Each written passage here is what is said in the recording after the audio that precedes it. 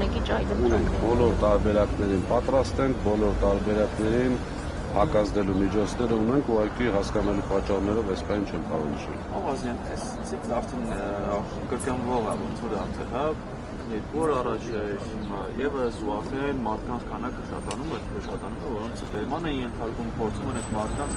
մի քանիսին, հա, ձեր տպավորություն չկա, որ մի քանիսին ուզում են այն ամենը փակտակ պահել ու դա հիմք դառնա, որպես որ ընտրություններին արգել են դժվարացնել։ Խնդրեմ, իսկ որն է խնդիրը, թող պահեն, ինչքան ուզում են թող պահեն, բայց որոշել են կանանց պահել, չեն հասկանում, որ ուժեղ Հայաստանում կանայք են շատ ուժեղ եւ ընտրակաշառքների վերաբերյալ ուղղակի մեր ժողովուրդը շատ ճիշտ արդեն սկսել է գնահատել նույն ընտրակաշառքներով, գիտեք, տարեկան բյուջեի հաստատման ժամանակ գումար չունենալով կենսաթոշակները բարձրացնելու համար ընտրություններից 2 ամիս առաջ բարձրացնում են, հենց մի հատ էլ ասում են, դե միշտ չես կերել, ես բարձրացված թոշակով կուտես,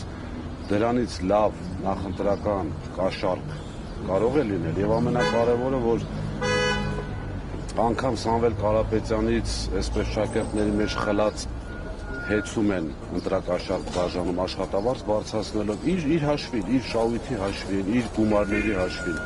Եթե այդքան ազնիվ են, թող ես չեմ սիրում ընդհանրապես մեզ մեղադրանք ներկայացնելուց ասեմ, բա դուք էլ ես եք արել, բայց ոչ մի այսպես տրամաբանության մեջ դա չի տեղավորվում։ Ղազենյան, հասկանալի է, որ գնալով նշումները մեծանալու են եւ դրանք դեռևս պրոլոգն են եւ դուք ինչպես եք պատկերացնում ձեր պայքարի հեռանկարը, եթե այս մեթոդներն եք ընտրվել։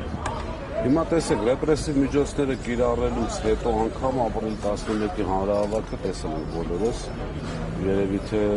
իրենց իշխանության օրոք եղած ամենամեծ հանրահավաքն էր Ազատության հրապարակում։ Որևէ ձև չենք պատկերացնում, բոլորս էլ պատրաստ ենք եւ ազատազրկման, եւ իրենց հետ կռիվ տալու, այսպես քաղաքական առումով։ Չեմ կարծում, որ կլինի մարդ, որին տանելուց կամ ազատազրկելու վախի դեպքում մեր կողքին չի։ Տեսակ, որ բոլորը հետ են վերադառնում շարքեր։ Պայքարը չի մարի, եթե օրինակ հենց ղեկավար կազմից սկսեն թիրախավորում անել, բացի Սամվել Կարապետյանից, օրինակ երկրորդ դեմքերի։ Ընդհանրապես մենք պատրաստ ենք նորից ենք կրկնում։ Սամվել Կարապետյանի տարբերություն իրենց առաջնորդի ժողովրդի չթողեց փախավ։ Առաջինը կգնաց տեսվեց։ Իսկ արդեն նշանակում է, որ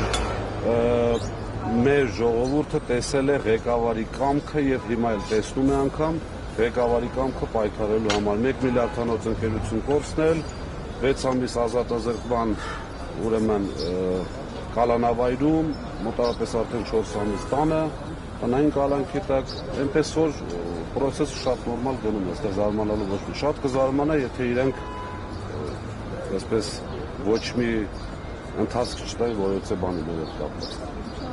Ես շնորհակալ եմ։